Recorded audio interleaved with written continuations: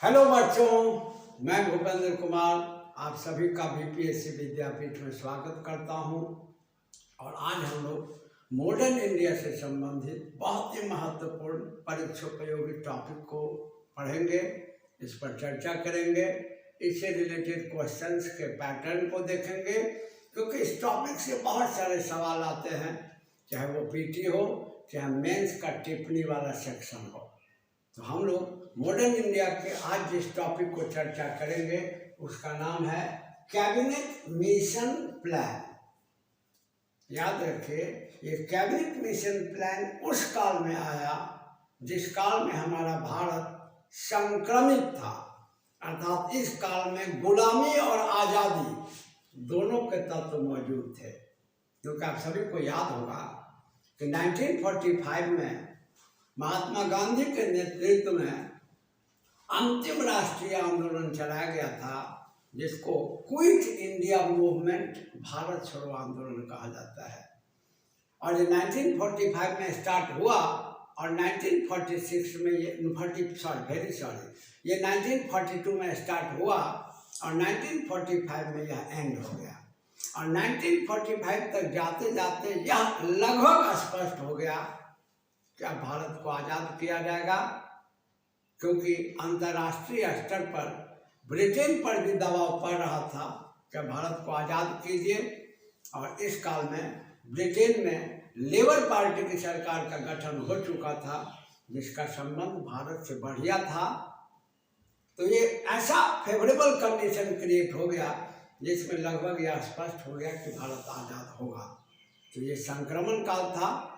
कहने के लिए नियम के अनुसार भारत गुलाम था, लेकिन आज़ादी के तत्वों का पदार्पण होने लगा था भारत में। और अब सत्ता हस्तांतरण की बात होने लगी थी कि किस प्रक्रिया द्वारा या किस रूप में भारतीयों को सत्ता का हस्तांतरण कर दिया जाए। इसी संदर्भ में फरवरी 1946 में ब्रिटेन के तत्कालीन प्रधानमंत्री क्लेमेंट एटली, जो लेबर पार्टी के प्राइम मिनिस्टर थे, तो ब्रिटेन के तत्कालीन प्रधानमंत्री क्लेमेंट एटली ने एक त्रिसदस्यीय शिष्टमंडल भेजने की घोषणा की और कहा कि एक त्रिसदस्यीय शिष्टमंडल भारत जाएगा। इसी शिष्टमंडल को मंत्रिमंडलीय प्रतिनिधिमंडल हिंदी में या अंग्रेजी में कैबिनेट मिशन कहा जाता है। ध्यान रखें, हम लोगों ने चर्चा किया है कि भारत में, गुलाम भारत में या ब्रिटिश भारत में या औपनिवेशिक भारत में 3 मिशन काफ़ी चर्चित रहे। एक साइमन कमीशन, एक क्रिप्स मिशन और एक कैबिनेट मिशन। तो साइमन कमीशन को साइमन कमीशन इसलिए कहा गया, उसके चेयरमैन जॉन साइमन थे। क्रिप्स मिशन को क्रिप्स मिशन इसलिए कहा गया, इसके चेयरमैन स्टैफर्ड क्रिप्स थे। लेकिन कैबिनेट मिशन को इसलिए कैबिनेट मिशन नहीं कहा गया कि इसके चेयरमैन कोई कैबिनेट थे। इनफैक्ट क्या था कि इस मिशन में ब्रिटेन के मंत्रिमंडल, कैबिनेट के 3 मंत्री शामिल थे। चूंकि यह मिशन या आयोग ब्रिटेन के मंत्रिमंडल का प्रतिनिधित्व करता था, ब्रिटेन के कैबिनेट को रिप्रेजेंट करता था, और ब्रिटेन के कैबिनेट के ही 3 मंत्री इसमें थे, इसीलिए इसको मंत्रिमंडलीय प्रतिनिधिमंडल या अंग्रेजी में कैबिनेट मिशन कहा गया। अब ध्यान रखें कि कैबिनेट मिशन अपने भारत में 24 मार्च 1946 को दिल्ली पहुंचा। इसको भेजने की घोषणा क्लेमेंट एटली द्वारा फरवरी 1946 में की गई थी और यह भारत पहुंचा। ऑब्जेक्टिव के व्यू से जो बहुत ही महत्वपूर्ण होता है, यह भारत पहुंचा 24 मार्च 1946 ईस्वी को दिल्ली में। और याद रखें कि कभी कभी बच्चे क्या करते हैं कि ईस्वी में कन्फ्यूजन क्रिएट करते हैं। कारण कि जब वो गाइड पढ़ते हैं तो गाइड में इस कन्फ्यूजन, हालांकि वो ये नहीं कह सकते कि वो इसमें गलत होता है, लेकिन चूंकि हम लोग का टोटल आधार एनसीईआरटी है और एनसीईआरटी से ही हम लोग अपनी दावेदारी प्रस्तुत करते हैं, तो एनसीईआरटी जिस चीज को दिया है वही हमारे लिए महत्वपूर्ण है। और जैसा कि आप देख रहे हैं, हम जो भी चीज़ आपको पढ़ा रहे हैं वो पूर्णतः एनसीईआरटी पर आधारित है, जो हमारे लिए माने सर्वथा उपयोगी हैं और ये स्तरीय सामग्री है। इसीलिए इसमें अगर कोई विवाद हो तो आप पर्सनल कमेंट हमको कर सकते हैं, अदरवाइज ये विवाद का विषय नहीं है। तो इंडिया में कैबिनेट मिशन आया 24 मार्च 1946 को और ये दिल्ली पहुंचा। और जैसा कि हम लोग चर्चा कर चुके हैं, इसमें ब्रिटिश कैबिनेट के 3 सदस्य थे। पैट्रिक लॉरेंस, याद रखें, ये इस समय भारत सचिव भी थे, सेक्रेटरी ऑफ इंडिया भी थे, और इन्हीं को मिशन का चेयरमैन बनाया गया। He was chairman of cabinet mission, यही कैबिनेट मिशन का अध्यक्ष थे। तो ऑब्जेक्टिव में यह सवाल प्रमुखता से पूछा जाता है कि कैबिनेट मिशन के चेयरमैन कौन थे। इसके तीनों सदस्य ब्रिटिश कैबिनेट के मेंबर थे, और इसके जो एक सदस्य थे पैट्रिक लॉरेंस, यही मिशन के चेयरमैन भी थे। और अन्य 2 मेंबर थे स्टैफर्ड क्रिप्स, ये वही स्टैफर्ड क्रिप्स थे जो 1942 में क्रिप्स मिशन के रूप में भारत में आए थे। और इसके बाद एक और मेंबर थे एवी अलेक्जेंडर। तो क्रिप्स मिशन में ब्रिटेन के कैबिनेट के 3 मेंबर थे, Patrick Lawrence, Stafford Cripps and A V Alexander, और इसमें चेयरमैन बनाया गया था, मिशन का अध्यक्ष बनाया गया था पैट्रिक लॉरेंस को। और ध्यान रखें, ये भारत सचिव भी थे, सेक्रेटरी ऑफ इंडिया भी थे। और इस मिशन में इसका उद्देश्य था, क्योंकि जैसा कि हम लोगों ने चर्चा किया, कब लगभग यह स्पष्ट हो चुका था कि भारत को आज़ाद किया जाएगा। तो भाई इस काल तक तो भारत की स्थिति इतनी बुरी थी कि आपस में ही लोग उलझे हुए थे। हिंदू, मुसलमान, कांग्रेस, मुस्लिम लीग, हिंदू महासभा, सभी के उद्देश्य अलग अलग थे और सभी के बीच झगड़ा हो रहा था। और जैसा कि हम सभी जानते हैं कि पाकिस्तान लगभग मुस्लिम लीग लगभग रिजिड हो चुकी थी कि हमको पाकिस्तान नाम का अलग राष्ट्र चाहिए। तो भारत में स्वयं एक फूट जैसी स्थिति, एक असहमति जैसी स्थिति बनी थी। तो ऐसी परिस्थिति में भारतीयों को सत्ता कैसे हस्तांतरित किया जाए शांतिपूर्ण ढंग से, इसी उद्देश्य के लिए कैबिनेट मिशन भारत आया। तो जब यह हमारे सामने प्रश्न आता है कि आखिर कैबिनेट मिशन जो भारत आया इसका क्या उद्देश्य था, तो सहज है, इसका उद्देश्य था भारतीयों को शांतिपूर्ण सत्ता हस्तांतरण के लिए भारतीयों से वार्ता करना। इस उद्देश्य से यह भारत आया। और यह सभी से अपना अपना वार्ता किया, सभी दल से, सभी राजनीतिक दल से विचार किया। वैसे मुख्य राजनीतिक दल तो 2 ही थी, भारतीय राष्ट्रीय कांग्रेस और मुस्लिम लीग, लेकिन सभी राजनीतिक दलों से मिला जुला के इसने विचार किया। और विचार करके 16 अगस्त 1946 ईस्वी को कैबिनेट मिशन ने अपनी योजना को प्रस्तुत कर दिया। इसी को कहा गया कैबिनेट मिशन योजना। तो आपको जब टिप्पणी में भी पूछा जाएगा, उतने मटेरियल आपके सामने हैं कि आप इसको लिख सके रिटर्न में, और ऑब्जेक्टिव में तो एक एक सवाल ही आपका बन जाएगा, क्योंकि एनसीईआरटी का टोटल निचोड़ है। तो कैबिनेट मिशन को भारत भेजने की घोषणा फरवरी 1946 में की गई। यह भारत आया 24 मार्च 1946 को, और इसने अपनी योजना प्रस्तुत की 16 अगस्त 1946 को। और इसमें जो मुख्य प्रस्ताव थे उन पर ध्यान दीजिए। जैसे ऑब्जेक्टिव में क्वेश्चन रहता है कि निम्न में कौन कैबिनेट मिशन योजना का प्रस्ताव नहीं था या था। तो एक एक करके सभी प्रस्ताव को समझें। ये तार्किक और फैक्चुअल दोनों ढंग से पूछता है। और चूँकि अब अपना बिहार लोक सेवा आयोग एक नवीन रूप में आ चुका है, स्तरीय रूप में आ चुका है, तो प्रश्न के गंभीरता से पूछे जाने की संभावना बन गई है और पूछे ही जाने लगे हैं। और प्रतिदिन नए नए आपको परिवर्तन भी हो रहे हैं। जैसे अभी देखा गया है कि अब जो 68वीं मुख्य परीक्षा होगा तो प्रश्न पत्र उत्तर पत्र पर ही छपे रहेंगे, जबकि अभी तक क्वेश्चन अलग होता था, आंसर का शीट अलग होता था। तो अभी के जो हमारे अध्यक्ष हैं ये बहुत ही सराहनीय कार्य कर रहे हैं, प्रशंसा के पात्र हैं। और सबसे बड़ी बात यह है कि परीक्षा को जटिल नहीं सहज बना रहे हैं और स्तरीय बना रहे हैं, ताकि स्तरीय उम्मीदवारों का चयन हो सके। तो ऐसे स्थिति में हर एक टॉपिक के तार्किक और फैक्चुअल पक्ष को, खासकर तार्किक पक्ष को गंभीरता से समझना है।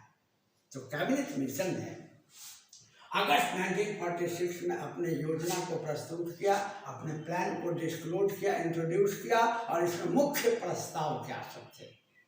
तो इसका एक प्रस्ताव था कि 2 स्तर वाली संघीय सरकार, ड्यूअल लेवल वाली फेडरल गवर्नमेंट का गठन किया जाए, जिसमें केंद्र स्तर और राज्य स्तर की सरकार हो। ये इसका बहुत ही महत्वपूर्ण प्रस्ताव, रिकमेंडेशन था। इसके बाद इसका एक प्रस्ताव यह था कि प्रांतों तथा देशी रियासतों, यहाँ प्रांत का मतलब है ब्रिटिश प्रांत, जहाँ डायरेक्टली ब्रिटिश का शासन था, जहाँ विधानमंडल थे और जहाँ चीफ मिनिस्टर थे। हालांकि एक कमिश्नरी प्रांत भी था। प्रांत 2 तरह के थे,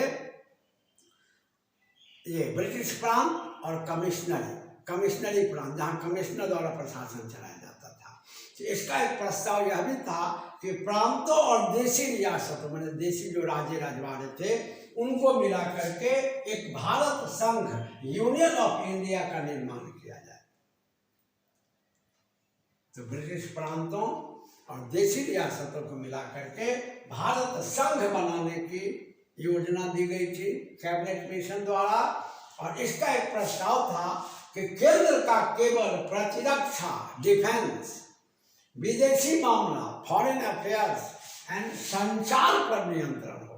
जैसा कि आप सभी जानते हैं कि जब 2 स्तर की सरकार होती है, या अभी हमारे यहाँ तो 3 स्तर की सरकार है, जैसे एक स्थानीय स्तर की सरकार है, पंचायत और नगर पालिका, जो बाद में बनाई गई, लेकिन 2 स्तर की सरकार तो ब्रिटिश पीरियड से हमारे यहाँ है। तो किस स्तर की सरकार का क्या अधिकार होगा, संघीय प्रणाली में इसका बंटवारा भी कर दिया जाता है। जैसा कि अभी के वर्तमान के संविधान में 7वीं अनुसूची में केंद्र तथा राज्यों के बीच शासन के विषयों का बंटवारा कर दिया गया है कि किस विषय पर किसका अधिकार होगा। तो इसमें प्रस्ताव किया गया था कि जो भारत संघ बनाया जाएगा, जिसमें 2 स्तर की सरकार होगी, उसमें केंद्र के पास केवल 3 ही मेन अधिकार होगा: डिफेंस, कंट्री की प्रतिरक्षा या सुरक्षा, विदेशी मामला, फॉरेन अफेयर्स, और संचार, कम्युनिकेशन। इस पर सेंट्रल गवर्नमेंट का कंट्रोल होगा और रेस्ट सारा पावर स्टेट गवर्नमेंट को दे दिया जाएगा। यानी स्टेट को ज़्यादा से ज़्यादा मजबूत बनाने का प्रयास किया गया था, जैसा कि प्योर फेडरल सिस्टम में होता है। इसमें एक प्रस्ताव था कि सेंट्रल गवर्नमेंट के पास 3 पावर होगा, और इसमें स्टेट गवर्नमेंट को ज़्यादा पावरफुल बनाया जाएगा। एंड रेसिडुअरी पावर्स, अवशिष्ट शक्तियाँ राज्य सरकारों के पास होंगी। अब ये बड़ा ही महत्वपूर्ण ढंग से पूछा जाता है। अभी के शासन में, वर्तमान शासन में, रेसिडुअरी पावर्स केंद्र सरकार के पास है। अवशिष्ट शक्तियाँ, अवशिष्ट शक्तियों का मतलब कानून बनाने के वे विषय या वे शक्तियाँ जिनका उल्लेख तीनों सूची, यानी संघ सूची, राज्य सूची और संवर्ती सूची, central list, state list and concurrent list, तीनों में से कहीं नहीं है। नाम ही अवशिष्ट, अवशिष्ट माने बचा हुआ, अवशिष्ट से अवशिष्ट बना। तो अवशिष्ट शक्तियाँ का मतलब कानून बनाने के वे विषय जिनका उल्लेख तीनों सूचियों में से कहीं नहीं है, उन्हीं को अवशिष्ट शक्तियाँ कहते हैं। और वर्तमान भारत के संविधान में अवशिष्ट शक्तियाँ, रेसिडुअरी पावर्स, केंद्रीय सत्ता में निहित है, जैसा कि हम सभी जानते हैं। लेकिन इसमें यह कहा गया था कि नहीं, अवशिष्ट शक्तियाँ राज्यों को दी जाए, क्योंकि इसमें राज्यों को अधिक से अधिक शक्तिशाली बनाने का प्रयास किया गया था। एक प्रस्ताव यह भी था कि स्टेट गवर्नमेंट को अवशिष्ट शक्तियाँ दिया जाए, और इसके बाद एक प्रस्ताव यह था कि संविधान सभा का गठन किया जाए, कॉन्स्टिट्यूएंट असेंबली का गठन किया जाए, क्योंकि यही भारत के संविधान का निर्माण करेगा। जैसा कि हम लोग जानते हैं कि शुरू से ही भारतीय इस बात की मांग करते आ रहे थे कि भारत के लिए संविधान का निर्माण उसी संविधान सभा द्वारा किया जाएगा जिसमें भारतीय होंगे, जिसका गठन भारतीयों द्वारा किया जाएगा। तो संविधान के गठन से संबंधित प्रस्ताव को लेकर के भी यह आया था। तो कैबिनेट मिशन ने जो प्रस्ताव प्रस्तुत किया उनमें 5 मुख्य बातों को ध्यान में रखें, यही मुख्य प्रस्ताव थे।